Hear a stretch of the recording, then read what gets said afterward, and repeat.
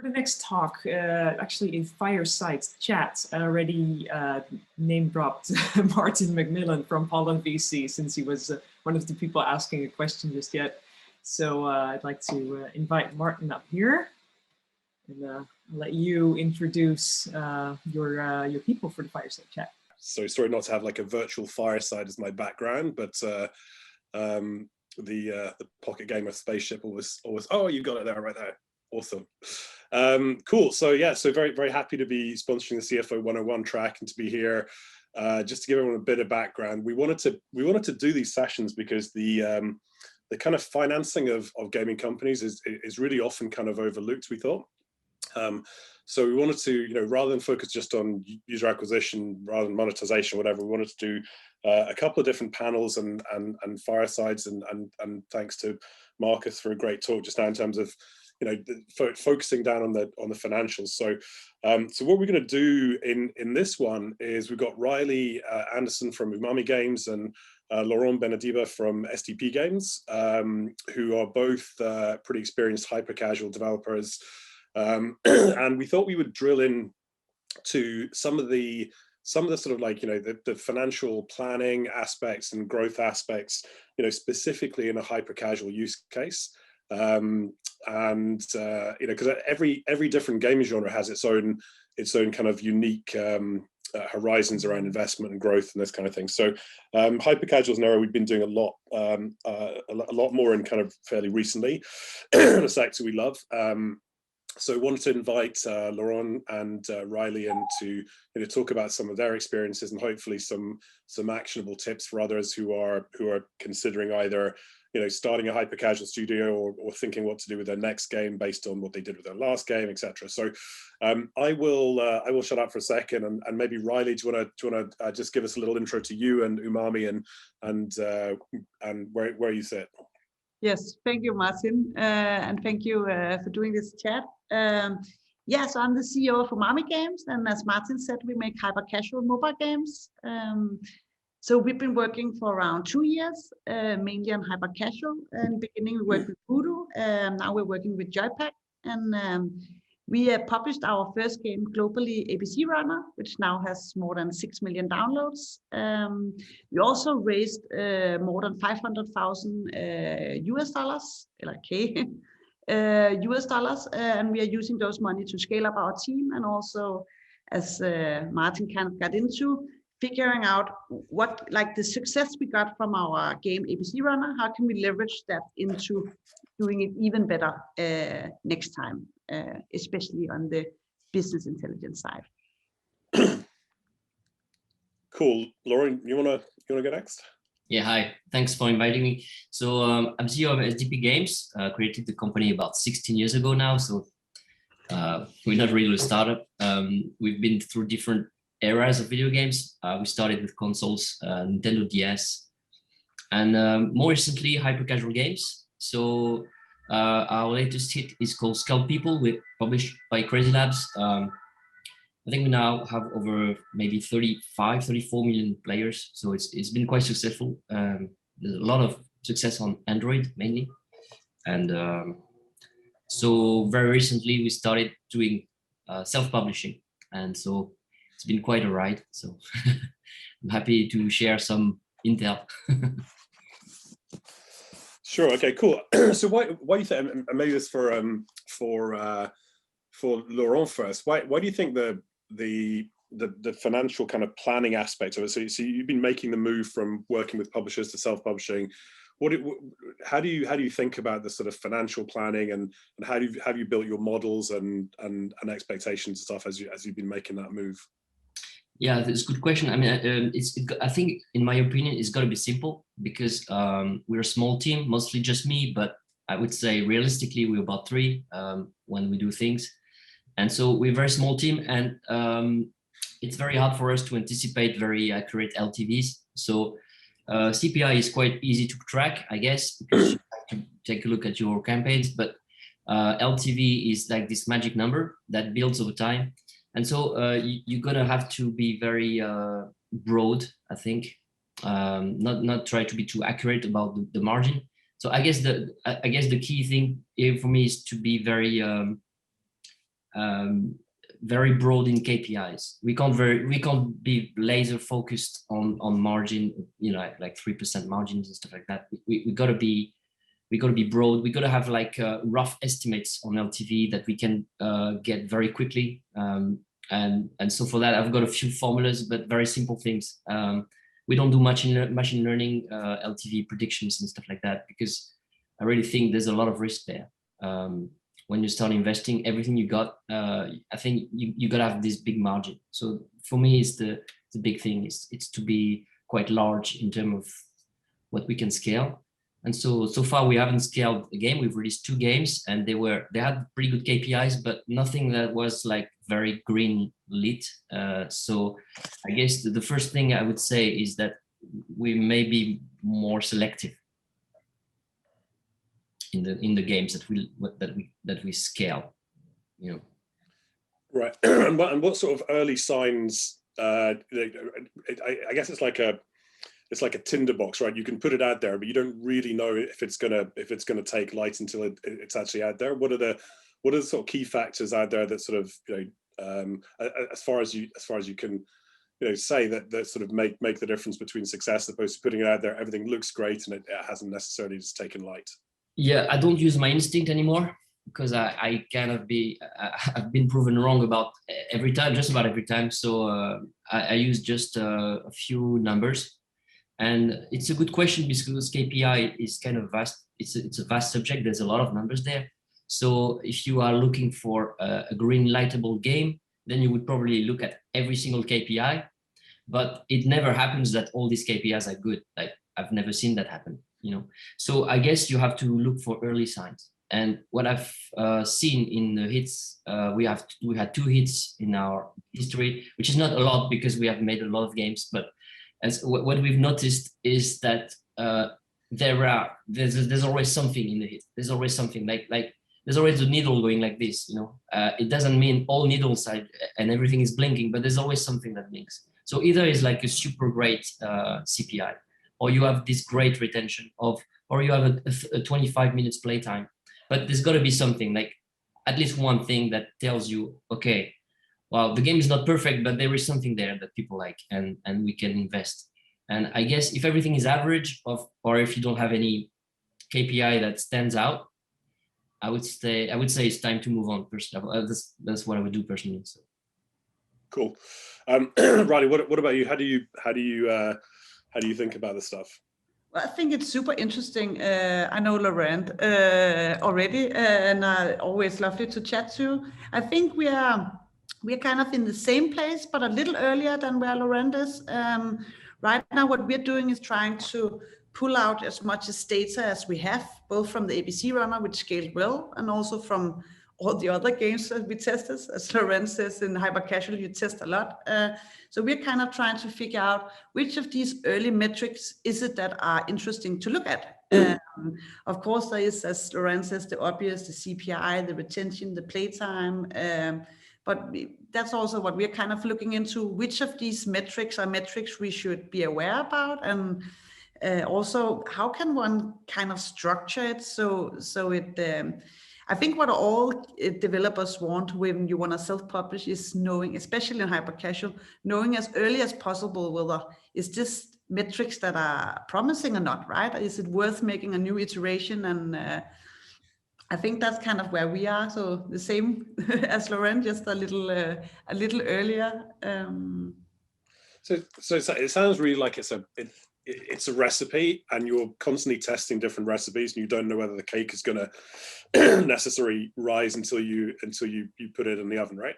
No, but I think what's so important is that maybe when you're starting out in game development, maybe what you're most interested in is just making a great game. But then after a while, when you made a lot of them and seen a lot of data, you really want to make like a game that also works financially. And I think that is what is so important here, that people actually start being aware of what is the business model behind the games, the creative products they're creating, right?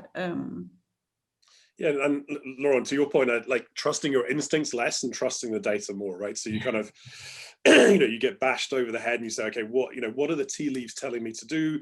And presumably for both of you, there's this way of rolling back in the knowledge and the learning so that every game gets a little bit better, or you can tweak things and until you get something that is that's really there and ready to scale up. Yeah, I would also say, as Laurent said, or if you see a metric that, wow, normally all the other hyper casual game I tested had a playtime of, let's say, 10 minutes. Now I'm testing one that has 30 minutes. That has to be interesting somehow, right? Yeah. There's definitely something there. Yeah, so you have to figure out what it is. Sit down with a. You know, I guess it's a whole team thing, right? So these are generally small, like really agile teams making things quickly. So it's not like a process where you have to wait weeks or months for data, right? And this is what we love about the sector, is like everything turns so quickly. So, you know, I mean, sort of like these days of like, you know, people taking 2 years to release a game without any sense of whether it was going to work or not. You know, there's very, very few people doing that. And this idea of like, you know, fail quickly or whatever, and then you can roll it up is obviously great in terms of in terms of hyper casual. So in terms of the so both of you have had success and so on. Both of you kind of looking at self-publishing. When do you think I mean, like, it seems that a lot of people just don't have the kind of either the knowledge or the resources or necessarily the complete teams, right? So we have this thesis about, you know, are you a game developer or are you in the business of games? And very often, if you're game developers, you're great at making games, but you don't have the, you know, some of the other aspects of it. In which case, that seems to be a really good fit for publishers. Or are you becoming like in the business of games, which typically have much more kind of well-rounded teams? What do you think are the key sort of goes, no-goes? If you were advising someone right now and they were setting out their sort of attributes, and you'd say like, you know what, you should be considering a self-publishing route, or you should be, you know, working with a bunch of, obviously there's some great publishers out there who have helped, you know, relatively kind of unknown, obscure companies, you know, rocket to the top of the charts. What do you think the key things in the formula for when you should look to self-publish versus work with a publisher? Who starts? Yeah, who starts? Do you want to start, Laurent, maybe? All right, okay. Well, my point of view on that is that I guess you got to have a hit behind you, because there's a very steep learning curve between making a game and making a successful game. That's already a lot of stuff to learn, like a huge amount of stuff. And not just about developing games, but there's so many things. And I guess starting from scratch, like if you say I would like to make hyper casual games, I would like to learn how to create these games, and also at the same time I would like to self-publish, I would definitely advise against that, because I think it's a perfect recipe for a lot of disappointment. I think personally that self-publishing comes after some form of mastery of the creation of the games, because that's like the next step, and I think you have to build on that thing, and it takes a lot of time, and publishing is it's a completely different job, and so mastering two new things at the same time, I don't think humans are very good at that. So it's just I would say, yeah. So in short, I would say just after your first hit, maybe probably think about that. But so more of an evolutionary type of thing. So you can't, you physically can't do everything at once, because you've got all the ad monetization, you've got the user acquisition piece, you've got the game, you've got all the track, and if you're small teams, it's just too mind-blowing. But you know, potentially after you've had a few laps around the track, if you like, then you kind of you figure out the formula a little bit better, and that's what sort of spurs you on. Is that the same kind of way you think about it, Riley, as well? Yes, yeah, I would agree. I mean, especially when you're starting out, it's about finding a publisher that has the know-how. I think it's, in general, like with publishers, what they're really great at is they have a lot of know-how. I think Laurent as well worked with Voodoo at some point, and we did as well, which was like learn so many great stuff from them. So publishers definitely good at different places, and I agree with Laurent. It's a lot about having focus as well, right? If you wanna be the best at 4 different things at once, you normally don't become the best at anything. And I guess it's also about like it's a people thing, right? Do you have someone who's actually interested in wanting to go down the self-publishing route, that thinks these business model and the UA and the marketing metrics are so interesting that kind of like, and we have like, you almost can't sleep. Oh, we could make this model, we could become like this and this, right? You need that kind of passion for it. There's also the whole like the money thing. Like we actually been looking a bit at like what are the perfect setup for self-publishing, and I think like a natural way could also to work in the after you made a hit, as Laurent said, maybe pick a publisher that can help you learn some of those UA stuff on the way, if you're not totally ready for doing the step totally on your own, and then talking with different people about what are the options for example, renting money once you want to scale the game. Here, someone like Martin, your like Pollen VC can go in and help, right? Because there's a turnaround time with games. Maybe we'll come into that later. But I would say people is super important, right? Having someone who's interested in it and knows it. The tools as well, having the right tools for actually doing this early testing, and then the money. How do you plan on scaling fast, which is super essential in hyper casual? Yeah, I mean, that's true. I forgot that point. You're right. You need some cash. I mean, even if you get some help for UA with Pollen, for example, you still need a bit of cash to get started on UA. And you also need a lot of knowledge in terms of APIs. You need to master MMP, whichever it is. We're using Tangent at the moment, but there's a lot of tools there, so that are pretty good. And you need to handle this thing so you don't spend like, you know, $10,000 every day in UA and realize after 10 days that you're losing all this cash. So there's a lot of things to understand about LTV, and it's quite a big thing. So I definitely agree. And also just like me and Laurent talked about this before as well, also just like the data setup. How do I set up like the perfect, I need some attribution, right? So I know whether like the metrics I'm getting in, which platform are they coming from? Otherwise it just becomes one big pool of data, right? Kind of want to extinguish where on different variables, and just understanding how to set up that has, at least for us, taken a few months of like investigating, talking to different people, and so a lot of steps on the way. It's like you guys are the sort of the conductors of the orchestra, right? There's a lot of moving parts to learn, and everyone's got to be, you know, on the same sheet for it to really work. And what do you think? You know, just moving forward a little bit in terms of the overall genre and stuff. One thing we have seen a few times is people who've had some hyper casual success, who are and the question is like, do they want to just self-publish hyper casual games, or do they want to take that knowledge and some of the money they've made from it and then reinvest it into slightly longer shelf life games, if you like? So we had you know, seen a few people recently saying like, we're not setting ourselves to be hyper casual forever, and if it's always like this sort of like this cliff of like success or not, and you have to achieve a certain level of scale. But we've seen a few interesting people who have said like, we're going to keep making hyper casual games, but to the side of it, we're trying to build longer term value by building, you know, longer LTV, maybe kind of mid-core games type of this. And it's all about what sort of company you want to be, what sort of value you want to create over time. So I don't know if you guys have got any thoughts on using hyper casual as a springboard. Yeah, that's very interesting. I think that's what you just said, Martin. I think is everyone's dream at the moment. I think you just summarized what every single developer and publisher as well, and I would include all the big ones, that everyone's dreaming about that, trying to transform that knowledge into longer trends, because hyper casual is very cool, but you know, these games, they last for a few weeks, and it's super hard. There's a lot of, you know, you got to be very reactive, very quick.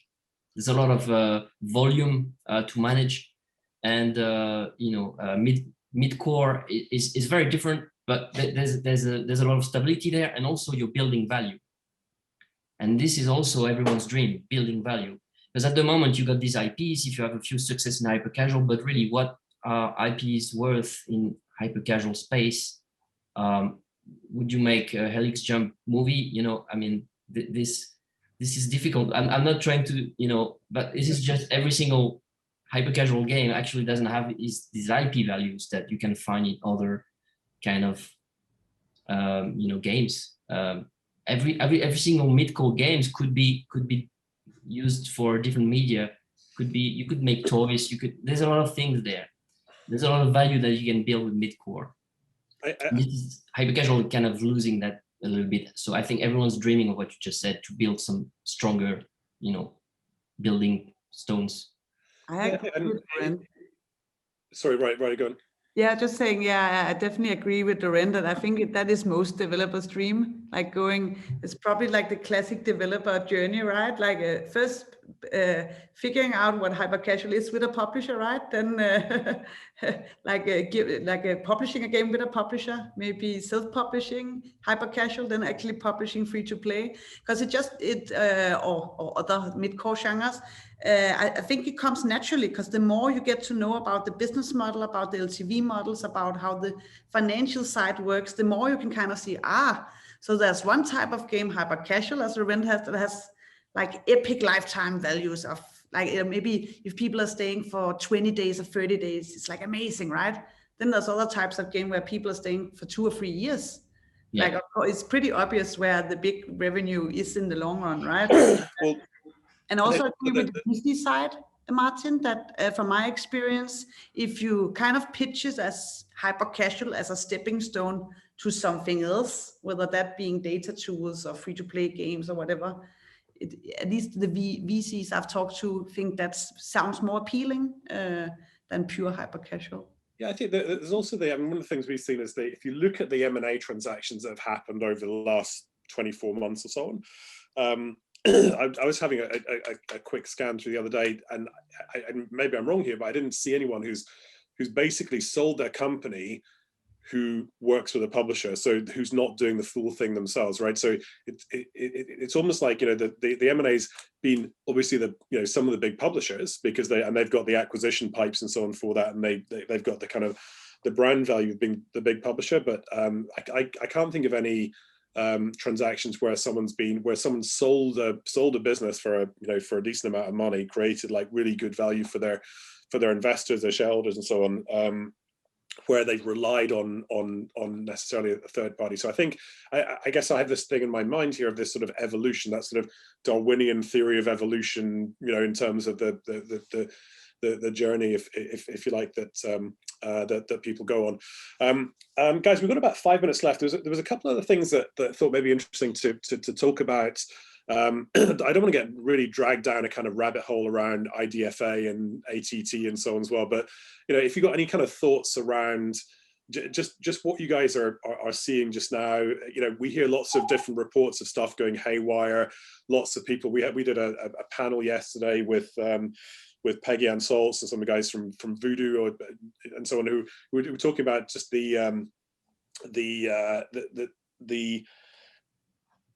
I think Facebook pricing generally going a bit haywire, and no one's really got a great theory in it, but also people using it as a chance to use different channels as well. So rather than sort of like the usual complete reliance on Facebook, is actually, I'm looking at Google UACs, I'm looking at TikTok, I'm trying different channels, and in a way that some of those hadn't been working, they're starting. So I don't know if that's genre specific, or you got any kind of ideas or thoughts on that.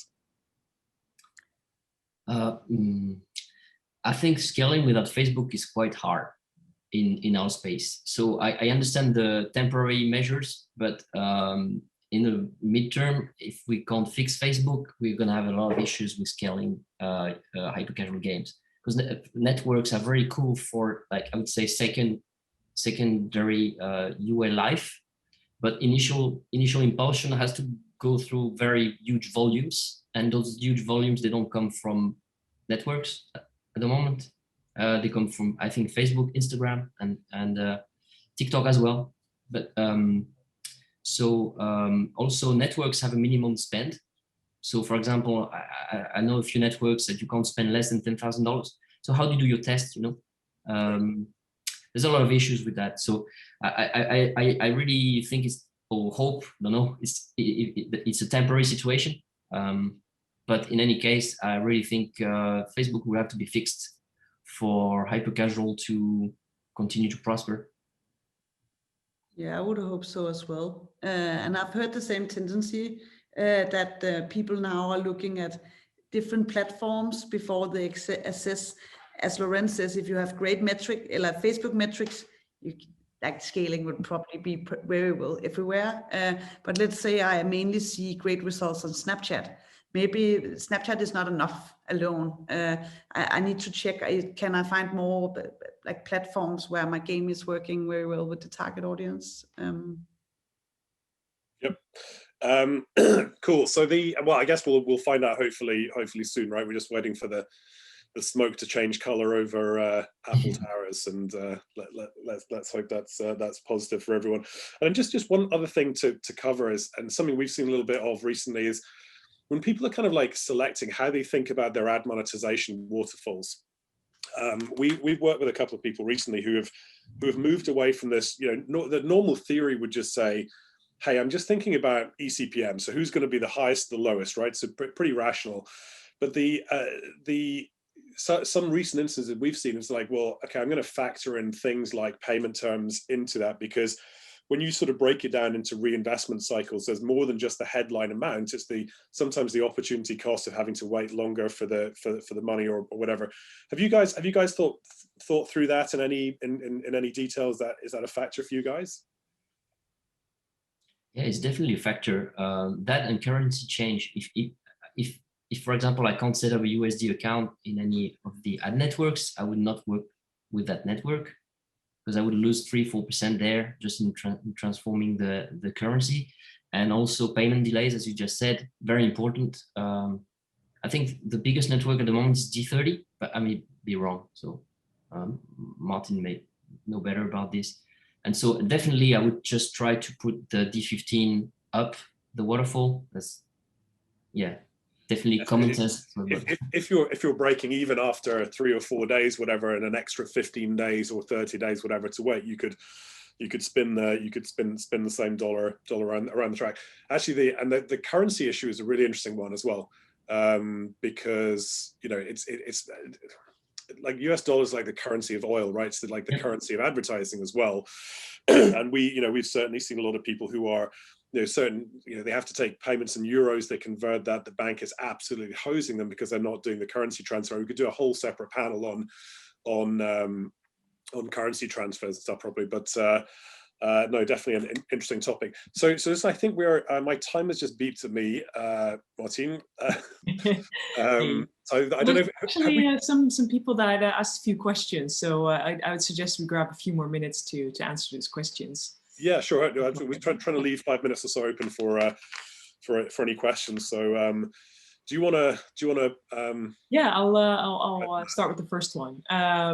So we have a question coming in. How can indie publishers share knowledge regarding UA, metrics, etc. with other indies in a still front embracer model? Martin, can you please come up with something like that? No pressure. To share knowledge within a roll-up type model? Still front embracer model, like, you know. But isn't it, maybe I'm getting the wrong end of the stick, isn't it worth, if you're part of a wider group, then and one of the reasons for that is basically to share knowledge within the wider group, or is it, or I think maybe the question is like, can there be almost like a sleeper cell network of hyper casuals who will share knowledge? I think that this is probably the question. So it's like a virtual still front embracer model, right? So is it a sort of like is it a loose association of people like Riley or Laurent, whatever, sharing knowledge for the success of everyone? So it's like a virtual roll-up model instead. I have heard, I'm not on them obviously, but I have heard of secret squirrel WhatsApp groups and so on where such knowledge is exchanged. Obviously love to be a fly in the wall, but for a very good reason not. But I think these things are really healthy actually. I don't know if you can confirm or deny, guys, the existence of that type of group. I mean, there is a Slack group only for hyper casual developers. I think it's a hard question, right? Because in one way, I would love to share knowledge like that as well, because I mean, that would help everyone become better. When that said, it's a fine line, right? Because that becomes actually really your business know-how of your company. And I think for in every industry, you want to share, but also you don't want to share the recipe to the perfect cake, right? That you're the only one that has. So it's like a fine line, but I do think it would be great for the industry in general if there were more knowledge sharing of like at least how to go about it, right? Then maybe I don't have to give like the correct answer to everyone, but I don't know what you think, Laurent. Yeah, I think we're talking about Pollen Slack, so yeah. Let's make it happen. Yeah. Well, obviously the person who asked this question is all up for it. Right, thanks guys. Then just one more question before we need to move on to the next panel. If you're a company succeeding relatively well in a midcore, do you think it's worth that basically sell your soul and make a hyper casual game or two to get more cash and then develop more expensive midcore games that are bigger and can challenge the really big mobile game companies? I personally love the phrasing of that. I mean, if it was so easy just to sell your soul and make a couple of hyper casual games. This person has a bit of prejudice, I think. I definitely understand what you mean. I think that's a general like consumption, whatever it's called, that hyper casual is easy to make. It's easy to make a success quickly. I can tell from experience, we used 2 years on making more than 30 games and we had 1 hit. It's definitely not easy. But if you're as great that you can just spit out a couple or two, I said definitely do it. But I think you will get surprised how challenging it actually is. I would think if you were successful in midcore right now, I think it's a pretty happy place. Good points, yeah. And you know, I would add, there's nothing wrong, of course, with prototyping and seeing what is fun in a prototype challenge. It's like in a prototype stage, but yeah, doing hyper casuals is definitely a challenge on its own. All right. Well, thank you so much for your insights. I'm afraid I now have to take Martin away to his next panel. Riley and Laurent, thank you very much for your insight. Right here. Thank you very much, guys, for taking part. Thanks, Martin. Thanks. Yeah.